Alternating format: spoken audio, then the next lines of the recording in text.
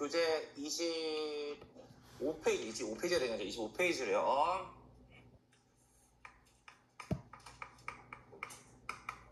파트 1.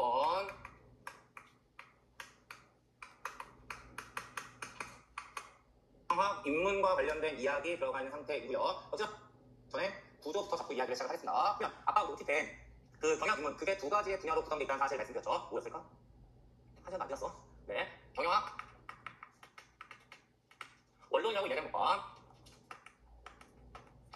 경영 전략이라는 두 가지를 가지고 이야기한다고 말씀드렸습니다. 근데 이 경영 원론이 모두 세 개의 장으로 구성되어 있고요. 4장의 경영 전략이 가져가 있는 모양인 거잖아요. 그래서 그 경영 원론 세 개의 장으로 구성되어 있고 제4장의 경영 전략이 들어가 있다고 보시면 되는 거고요. 근데 일단 어떤 내용을 얘기할 거냐면 우리 경영들이 처음 시작할 거니까 가장 기본적인 이야기부터 시작을 해야겠지. 그래서 경영학의 기초 개념과 관련된 이야기를 하도록 할 거예요. 그 다음에 두 번째, 경영학이니까 당연히 뭐에 대해서 관심을 가지고 있을까? 경영학입니다. 기업에 대해서 관심을 가지고 있겠죠. 근데 그 기업을 얘기하는데 그 기업 전에 로봇적인 이야기가 돼야 되는 거고요. 역시나 나중에 제가 계속 할 건데 이 기업 가장 없어 보이게 제가 설명을 드릴 때 많이 하는 표현이 뭐냐면 기업은 그냥 사람 덩어리예요. 사람들이 모여져 있는 거거든요. 근데 그 기업을 구성하고 있는 사람들은 두 그룹이 있어요. 첫 번째, 의사결정 권한을 가지고 있는 경영자와 의사결정 권한을 가지고 있지 못한 종업원으로 나누어지게 되는 거예요. 그래서 기업은 경영자와 종업원 두 가지로 구성되어 있다고 보시면 되는데 우리 지금 경영을 하는 거니까 경영자와 종업원 중에 누구에게 관심이 더 있을까? 경영자에게 관심이 있겠죠. 그러니까 기업을 이야기하기 전에 누구부터 살펴보셔야 되냐면 경영자부터 살펴보셔야 해. 그래서 경영자와 기업이라는 것에 대한 제목을 가지고 이야기가 되게 될 거예요. 다음 세 번째인데요. 이제 기업은 뭐 할 거냐면 활동을 할 거야. 근데 이것 때문에 흐름적인 얘기를 줄 테니까 그냥 쭉 따라오세요. 기업은 활동을 할 거고요. 그 활동을 하기 위해서는 기업은 자원을 가지고 있어. 근데 이 자원을 화폐적으로 환산해 놓은 것을 우리는 뭐라고 이야기하냐면 비용 또는 원가라고 하는 거거든요. 물론 회계학을 보셨으면 비용과 원가가 구분돼야 되는 개념이라는 사실을 보셨을 거예요. 근데 전 지금 회계학하는 게 아니야. 그러니까 회계학하는 경우라면 비용과 원가의 개념은 구분이 돼야 되지만 회계학이 아니라면 비용과 원가의 개념을 구분할 이유는 없거든요. 그러니까 저는 특별한 경우가 아니라면 비용과 원가를 구분하지는 않겠습니다. 다시 기업 활동을 보면 활동의 목적상 자원을 가지고 있고 활동한다는 것은 이 자원을 쓴다는 의미를 가지고 있는데 이 자원의 소비를 화폐적으로 환산해 놓은 것을 비용 또는 원가라고 할 거라고. 근데 이 비용 또는 원가는 여러 가지로 나누어진다는 사실을 회계학적으로 보시지 않았을까 싶어. 어떻게? 고정비용? 연동비 아니면 직접비용? 간접비로 나누어진다는 사실을 보셨을 거잖아요. 그럼 저기서 뭘 갖다가 쓸 거냐면 직접비와 간접비를 갖다가 쓰겠습니다. 그럼 다시 한번 들어봐요. 기업 활동을 해보고 활동을 하기 위해서 자원을 가지고 있고 활동을 하는 것은 자원의 소비를 의미하는데 이 자원의 소비를 화폐적으로 환산해 놓은 것을 비용, 그리고 이 비용은 직접비와 간접비로 나누어진다고 설명을 한 거죠. 그러면 이제 가운데 싹다 드러내. 그러면 기업의 활동은 크게 두 가지가 있죠. 직접비적인 성격을 가지고 있는 활동과 간접비적인 성격을 가지고 있는 활동으로 나누어지는데 그 간접비적인 성격, 간접적인 또는 공통적인 활동을 우리는 뭐라고 이야기할 거냐면 관리 과정 또는 관리 활동 또는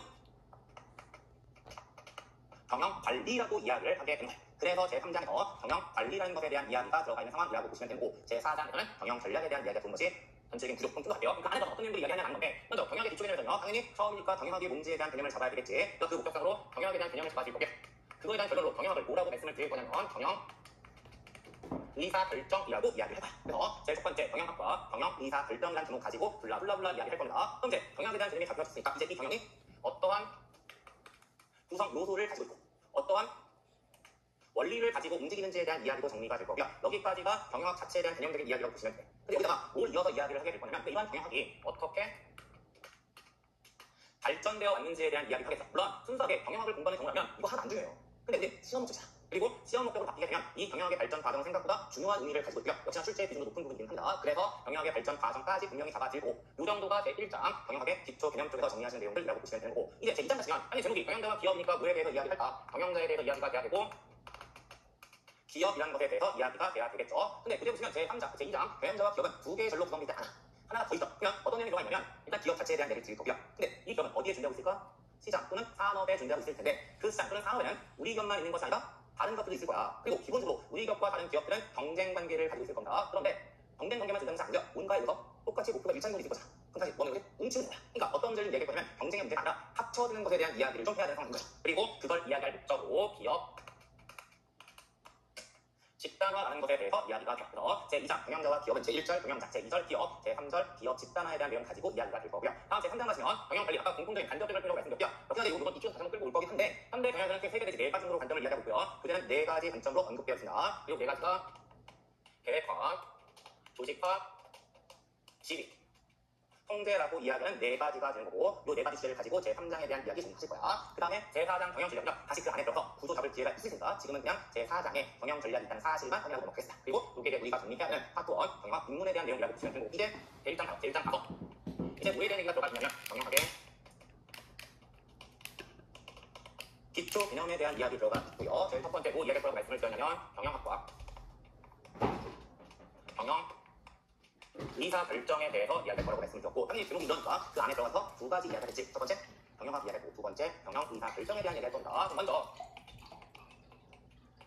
경영학이라는 것이 뭔지에 대한 이야기할 거고요. 다 문제게요. 이 경영이라는 거 그냥 경영 현상을 이해하는 학문이라고 보시면 돼요. 먼저 경영학이라는 것은 경영 현상을 이해하는 학문이라고 말씀드렸습니다. 물론 그게 동일한 정의는 아니잖아. 그럼 거기에 추가적인 이야기를 따라갈 건데, 결국 경영학을 경영 현상을 이해하는 학문이라고 정의했을 때 모든 기능이 딱 네 글자가 있는 거죠. 그 네 글자가 경영 현상. 근데 이 경영 현상이라고 얘기해버리니까 왠지 단어가 좀 어려웠고요. 그래서 좀 쉽게 가야 될 것 같으니까 단어를 쪼개겠습니다. 어떻게 쪼갤 수 있을까? 경영이라는 단어와 현상이라는 단어로 쪼갤 수 있을 것 같아요. 그럼 먼저 현상이 그냥 그 현상이라는 단어부터 뭔가 좀 건드려질 테니까 따로 있는지를 좀 보세요. 현상부터 어떤 상태라는 표현을 끄집어낼 수 있을까?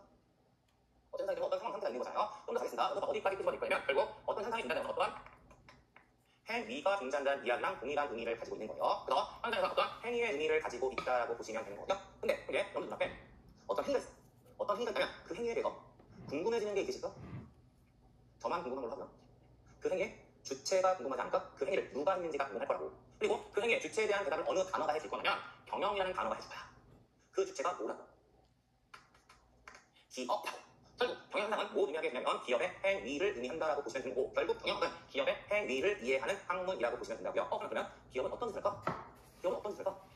아무도 안 해. 할 거잖아요. 어떤 짓을 할까? 돈을 벌 거야. 또 돈만 벌구나? 사람도 꾸밀 거고, 제품도 만들 거고, 팔 거고, 연구개 발달 거고, 블라블라블라 다양한 일을 할 거잖아. 그리고 그걸 이해하는 것이 경영학이라고 보시면 된다고요. 근데 이렇게 이야기하는 순간 이제 경영학은 뭐가 되어버리냐면 백과사전이 되어버리는 거죠. 기업은 무수하게 많은 행위들을 할 거고 그 행위들을 케이스 바이 케이스로 본다는 얘기는 백과사전의 의미를 가지는 거다. 그리고 백과사전이 되는 순간 경영학은 학문으로서의 가치를 상실해버릴 수밖에 없어. 그럼 안 되는 말이잖아요. 그러니까 당연히 뭐가 필요했던 거냐면 그 무수하게 많은 기업의 행위를 일반화시키기 위한 표현이 필요했던 거야. 그리고 그 표현이 바로 뭐가 되냐면 의사결정이라는 것이 된다라고 보시면 됩니다. 아까 우리 기업의 행위라고 딱 열거해줬던 거, 그 내용들을 보시면 의사결정이라는 표현으로 붙일 수 있을까? 의사결정이라는 것도 이겼던 거잖아요. 그래서 결국 경영학은 기업의 의사결정을 이해하는 학문이라고 보시면 돼요. 근데 이 의사결정이라는 거 안에는요 두 가지의 의미가 내포되어 있어. 그럼 이제 그 두 가지가 뭔지가 정리가 돼야 되는데 하나도 복잡해. 기업 얘기하지 말고요. 그냥 우리들 이야기하자.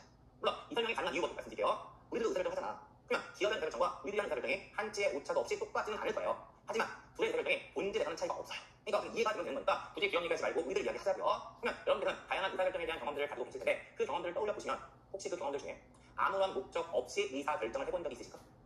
없으시죠? 그리고 의사결정에는 목적이라는 것이 내포되어 있다고 볼 수 있는 거예요. 그 다음에 여러분들이 하셨던 의사결정들 중에 혹시 그 숨을 쉴지 말지에 대한 의사결정을 해본 적이 있으실까?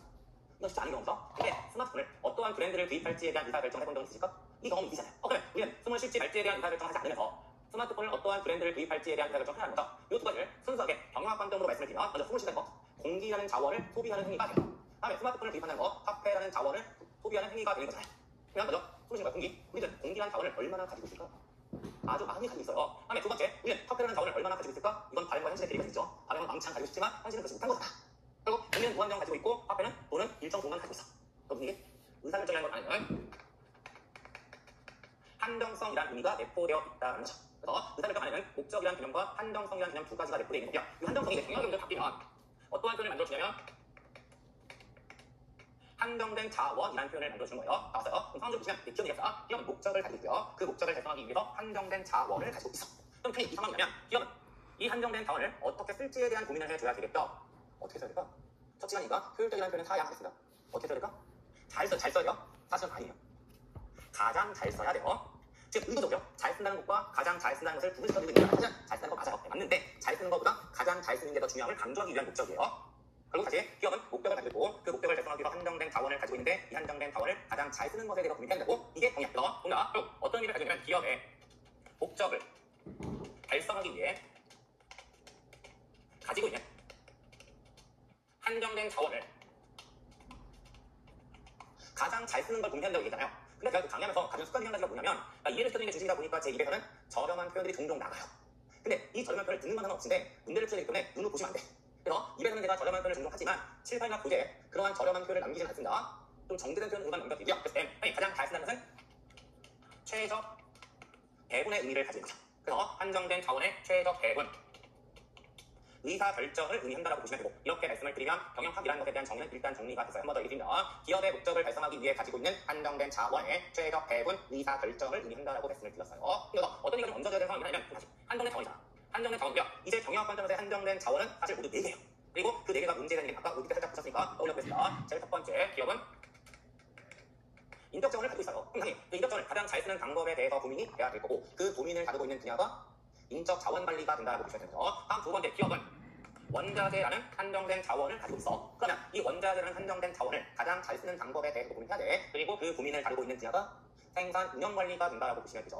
다음 세 번째 기업은 상품이라는 자원을 가지고 있습니다. 그래서 한 가지 더. 저 순간에 뭐라고 표현해 드렸냐면 상품이라는 한정된 자원이라고 했었거든요. 혹시 표현하고 불편하지 않을까?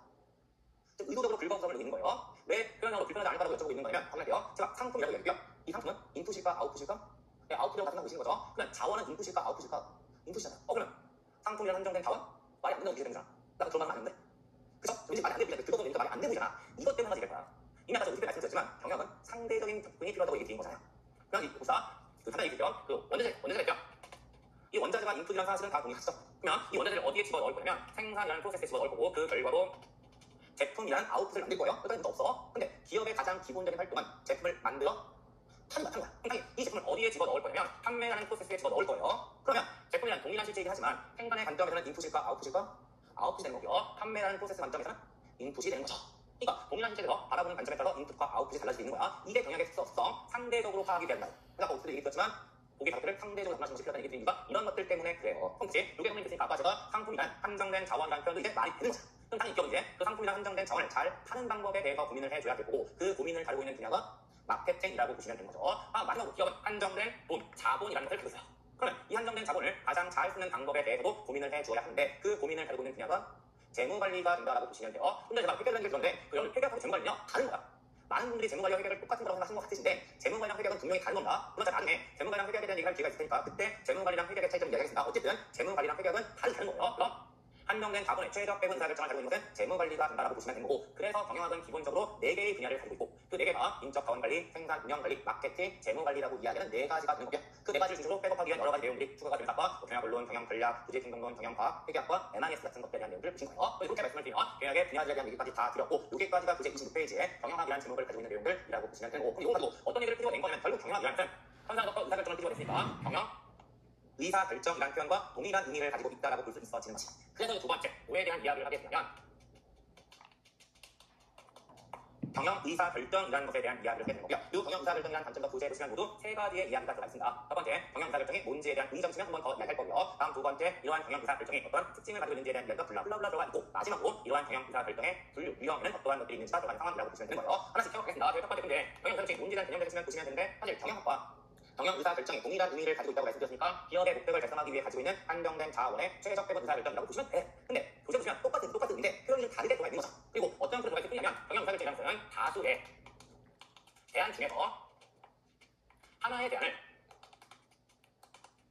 선택하는 과정이라는 느낌을 가지고 문장에 써져 있을 거예요. 그럼 이제 이게 어떤 의미를 말씀을 드리는데 이것 때문에 아까 잘 쓴다는 것과 가장 잘 쓴다는 것을 구분시켜준 거였어요. 무슨 의미냐면 아까 얘기했지만 기업은 한정된 자원을 일단 잘 쓰는 거 맞아. 근데 잘 쓰는 방법은 한 가지일까 여러 가지일까? 여러 가지가 되겠죠. 근데 그냥 잘 쓰는 걸로 끝나는 것이 아니라 가장 잘 써야 된다고 이야기했고 그럼 가장 잘 쓰는 것은 일반적으로 한 가지일까 여러 가지일까? 한 가지가 되는 거죠. 결국 자원을 잘 쓰는 여러 가지의 대안들 중에서 아까 최적 변형이 있으니까 가장 잘 쓰는 하나의 대안을 선택하는 것을 경영 의사결정이라고 한다라고 보시면 되는 거니까 어떻게 다른 표현은 아니라고 보시면 돼요. 근데 여기까지 말씀을 드리면 경영 의사결정의 문제에 대한 개념 잡았는데 여기다 먼저 근데 이 경영 의사결정이라는 거 사실 그냥 아무렇게나 하는 것은 아니고 일정한 절차를 가지고 있다는 거죠. 그래서 이러한 경영 의사결정의 절차, 과정과 관련된 이야기가 추가적으로 정리가 돼야 되는데 그렇죠? 절차적인 문제니까 뭐부터 정리를 해야 될 듯하냐면 이 경영 의사결정이 언제 시작되는지부터 이야기가 돼야 되는 거예요. 그냥 그렇죠? 경영 의사결정이 시작되는 이야기를 목적으로 혹시나 기업 이야기하지 않을 거고요. 여러분들은 의사결정에 대한 경험이 풍부하시니까 그냥 우리들 이야기 가지고 가자고요. 그러면 여러분들은 다양한 의사결정의 경험을 가지고 계실 텐데 어떨 때 의사결정을 시작하셨을까? 라고 여쭤보면 너무나 다양한 대답이 나오게 해서 범위를 좀 좁겠습니다. 여러분들은 만족스러울 때 의사결정을 시작하셨을까? 불만족스러울 때 의사결정을 시작하셨을까? 불만족스러울 때 의사결정을 시작하셨을 거예요. 그러면 여러분들께서는 언제 불만족을 느끼셨을까? 아마 그럴 거 아닐까? 현재 상태와 여러분들께서 원하는 목적 상태가 있을 때 이 두 개가 일치하지 않을 때 아닐까? 그죠? 그러면 기업도 마찬가지야. 물론 기업이니까 불만족이라는 표현을 쓰면 안 되죠. 하지만 개념적으로 기업이 현재 처해 있는 상태와 기업이 도달하고자 하는 목적 상태가 일치하지 않을 때 의사결정이 시작된다는 사실은 똑같아. 근데 이걸 불만족이라고 얘기할 수는 없으니까 경영학에서는 뭐라고 이야기하냐면 문제, 프로블럼이라고 이야기하는 거죠. 그래서 경영학에서의 프로블럼이라고 하는 것은 문제라고 하는 것은 현재 상태와 목적 상태가 일치하지 않는 상태를 이야기하는 거고요. 이러한 문제가 인식되었을 때 경영 의사결정은 시작된다라고 보시면 돼요. 이제 있어야 되는 얘기가 흐름을 끌고 있는데 그렇지만 그걸 흐름을 끌고 목적으로 기업 이야기하지 않고 우리들이 할 거야. 그러면 예를 들겠습니다. 우리가 일상생활 하다가 갑자기 배가 호르륵 소리가 들렸어. 그 순간 여러분들은 배고픔을 인식하실 거고요. 그게 바로 문제가 되는 거잖아요. 그러면 아 배고파 라는 생각이 들면 그 다음에 거의 실시간으로 어떤 생각이 들까? 뭘 먹기 전에? 네, 일단 먹어야지 라는 생각이 들 겁니다. 그리고 그게 바로 뭐가 되냐면 목표를 확인하고 설정하는 단계가 오는 거죠. 그냥 아 배고파 먹어야지 라는 생각이 든 다음에 이제 뭐 할 거야? 뭘 먹지를 고민할 거고요. 그게 바로 어떤 단계가 되어버리냐면 대안을 탐색하는 단계가 되는 거다. 그러면 뭘 먹지의 결과를 가지고 있지만 짜장과 짬뽕이라는 두 개의 대안이 탐색되었다고 가정하단 말이에요. 그러면 여러분 짬뽕과 짜장이라는 대안 두 가지를 가지고 있는데 일단 경영적인 문제 발견, 현실적인 문제를 먼저 말씀드리면 그 짬뽕과 짜장이라는 두 개의 대안 둘 다 선택하는 거 가능할까? 저 없는 게안 써? 선택한다고 이지? 아 그건 짜장 없어 짜장 없어. 네? 짜장이라는 대안과 짬뽕이라는 대안 두 가지가 있는 거고요. 이걸 둘 다 선택하는 거 가능할까? 가능하거든요. 어떤 경우는 가능할까? 돈이 많으시면 그 두 개를 선택해서 스스로 짬잘 만드는 거잖아. 그다음에 또 어떤 경우도 가능할 듯 하냐면요. 미대하신 분들, 미가 크신 분들, 많이 드시는 분들은 짜장과 짬뽕 한번 다 먹이시는 분이 있으실 것 같은데? 그쵸? 근데 이제 경영이 들어가. 좀 전에 제가 돈이 많다, 미대하다 라는 것은요. 경영학의 가정 중에 한 가지를 위배하고 있습니다. 어떤 가정? 한정성에 대한 가정이요. 그러니까 경영학적으로는 둘 다 선택하는 건 안 돼. 둘 중에 한 가지만 골라야 돼. 그러면 둘 중에 한 가지 고르면 당연히 어떤 절차가 선행돼야 되냐면 그 대안들을 평가하는 절차가 와야 될 거고요. 그 결과로 하나의 대안을 선택하는 절차가 따라온다고 보시면 되는 거죠. 물론 이 대안을 평가할 때 의사결정자마다 그 대안을 평가하는 기준은 같을까 차이가 있을까? 상관 차이가 있겠죠. 뭐 이제 아까 이렇게 준비들이 적으면 그런 거죠. 짜장 짬뽕에 두 가지 있어요. 하나 골라야 되는 상황이면 어떤 설정자가 화폐의 제약이 있다면 이제 짜장이 얼마고 짬뽕이 얼마인지를 가지고 비교할 거야. 그 다음에 제 인생에는 없는 단어이긴 한데 다이어트를 분명 기준이 있다면 짜장의 칼로리가 얼마고 짬뽕의 칼로리가 얼마인지를 가지고 비교할 거야. 이런 식으로 각 의사결정자들마다 그 기준에는 차이가 있겠지만 어쨌든 평가할 거야. 평가할 거고 그 결과로 하나 선택할 거라는 거죠. 그리고 이게 우리가 의사결정하는 절차가 되는데 이 절차 교재의 내용과 차이가 없잖아. 아까도 얘기했잖아. 기업의 의사결정과 우리의 의사결정이 본질에서는 차이가 없다고. 그러니까 경영 의사결정 역시 동일한 절차를 가지고 있다고 보시면 되는 거고 거기까지 말씀드리면 의사결정의 과정에 대한 얘기까지 다 말씀을 드렸는데 한 가지만 더. 경영 의사결정은 문제가 인식되었을 때 될 거고요. 여기까지 다 오면 이 문제는 남아있을까 사라질까? 사라지는 거예요. 그리고 우리는 문제가 사라지는 걸 뭐라고 이야기한 거지? 문제가 해결되었다라고 이야기한 거죠. 그래서 이 경영 의사결정과 문제가 problem solving은 동일한 용어의 의미를 가지고 있다라고 보시면 돼요. 그래서 경영 의사결정이라는 표현이 아니라 문제 해결이라는 표현이 등장하면 그냥 동일한 의미라고 생각하고 문제 풀어 가시면 되는 겁니다. 그리고 거기까지 말씀을 드리면 경영 의사결정의 의미적인 측면과 관련된 이야기 다 보셨고요. 그럼 이제 두 번째 어떤 얘기가 있냐면 앞에서 제가 의사결정 또는 경영을 이야기하면서 우리들의 얘기를 하잖아. 나가서 한 얘기 드렸지만 우리들의 의사결정과 기업의 의사결정이 한치의 오차도 없이 똑같은 건 아니라고 있어. 그럼 당연히 차이점이 있을 거고요. 이제 우리는 본격적으로 경영 의사결정에 대한 얘기를 할 거니까 그 차이를 좀 가려놓고 할 필요가 있지 않을까? 그래서 어떤 이야기가 들어가 있냐면 이러한 경영 의사결정이 어떠한 특징을 가지고 있는지가 블라블라블라해서 모두 4가지 정도가 들어가 있습니다. 근데 제가 4가지를 외워서 가질 수 없는 거고요. 딱 3글자면 그 문제는 해결이 돼요. 그러면 직관적으로 보면 우리가 하는 의사결정과 기업이 하는 의사결정을 비교해보면 당연히 어느 쪽이 더 어려울까? 기업이 하는 게 더 어렵겠죠. 경영 의사결정은 어렵다라는 특징을 가지고 있어. 근데 이 어렵다라는 것을 크게 4가지 관점으로 풀어놓고 있는 겁니다. 제가 이걸 어렵다는 얘기를 왜 드리냐면 이 4가지만 쓰지 않은 거잖아. 그냥 전체적으로 개인 의사결정은 경영 의사결정이 어렵지라는 논리를 가지고 계시면 객관식 문제 고기가 출제되었을 때 판단할 수 있는 능력이 생긴다는 얘기를 드리고 있어요. 근데 부대 베이스로 봤다. 어려우니까 더 불확실할까? 확실할까? 불확실성이 높을 거고요. 한 가지의 기준이 사용될까? 여러 가지의 기준이 사용될까? 여러 가지의 기준이 사용될 거고 단순할까? 복잡할까? 복잡하겠죠? 네, 그게 1번, 2번, 3번에 대한 이야기잖아. 다음 4번에 대한 이야기가 5번에 대한 설명이 필요한데 우리가 의사결정이요. 의사결정 단위, 여기서 이야기하는 의사결정 단위는 말 그대로 의사결정이 이루어지는 단위예요. 그러면 우리들이 하는 의사결정은 의사결정 단위가 일반적으로 개인일까? 집단일까? 너는 혼자 하실까? 누군가와 상의해서 하실까? 혼자 하는 거잖아. 그러니까 우리들이 하는 의사결정은 의사결정 단위가 개인이라고 보시면 돼요. 근데 우리는 기업인자야. 그러면 지금 아까 얘기한 것처럼 경영자와 종업원으로 구성이 되어 있습니다. 그러면 우리는 경영 의사결정을 기업이 한다고 얘기해. 개념적으로는 기업이 한다고 이야기를 하지만 정말로 경영 의사결정을 기업이 하는 걸까? 아닙니다. 왜냐면 기업은 뭐야? 우리가 개념을 준비하죠. 하지만 이 기업은 실체가 없어. 혹시 이 자리에 계신 분들 중에 기업을 직접 만나본 적이 계십니까? 없잖아. 기업은 실체가 없어. 주식도 마찬가지지만 실체가 없어. 그러니까 개념적으로 할 수 있지만 직접 하지 못하는 거예요. 그럼 도대체 우리가 개념적으로 기업이 한다는 것은 누가 하냐는 건데 아까 이야기 드린 것처럼 기업은 사람 덩어리고요. 그 사람은 경영자와 종업원으로 구성되어 있다고 말씀을 드렸잖아. 그리고 경영자와 종업원은 실체가 있어요. 그럼 결국 우리가 기업이 한다는 것은 누가 한다는 이야기를 하고 있는 걸까? 경영자가 한다는 이야기를 하고 있는 거죠. 그런데 한 기업의 경영자는 한 명일까 여러 명일까? 여러 명일 거고요. 그 여러 명이 모여서 의사결정을 할 거야. 결국 경영 의사결정은 의사결정 단위가 개인일까 집단일까? 집단일 거예요. 한번 더. 우리들의 의사결정은 의사결정 단위가 개인이고요. 경영 의사결정은 의사결정 단위가 집단일 거야. 근데 개인 봤을 때 어떤 것 때문에 집단이 어려운지라는 얘기 저한테 얘기 들으면 화가 나실 때 여러분들 그 학교 다니실 때 수업 들었을 때 가장 고통스러운 순간이 뭐야? 네 맞아요. 이게 가장 중요해요. 팀플. 네. 그냥 혼자 가져가면 쉽지만 모여 가면 어려운 거잖아. 왜 어려워? 그놈의 무임승차 때문에 그런 거죠. 좀 더 도와줘 가면 팀플을 하게 되면 상호작용이 필요해. 그리고 그 상호작용이라는 이유 때문에 여러 가지 문제가 발생하는 측면을 가지고 있는 거죠. 그게 네 번째 이야기야. 그리고 의사결정이 집단의 이유 때문에 어렵다는 거 이걸 어떻게 표현하냐면 여러 명이 뭘 할 거니까 다 개인의 선호 체계에 따라서 의사결정 결과가 달라질 수 있다라고 이야기를 하게 되는 거죠. 그리고 그렇게 말씀을 드리면 이 세 글자가 내포하고 있는 의미 전부 다 이야기해서 말씀을 드렸고 이 정도 이야기하면서 경영 의사결정의 특징과 관련된 이야기까지 전부 다 잡아서 말씀을 드리게 되는 거고 일단 저는 유형이 남아있는 요까지 시간이 너무 많이 길어질 것 같아서 일단 좀 짧게 플레이하지만 이번 시간 여기까지만 말씀드리고 마무리 지을 거고요. 잠깐 쉬었다가 유형 또 입력하겠습니다.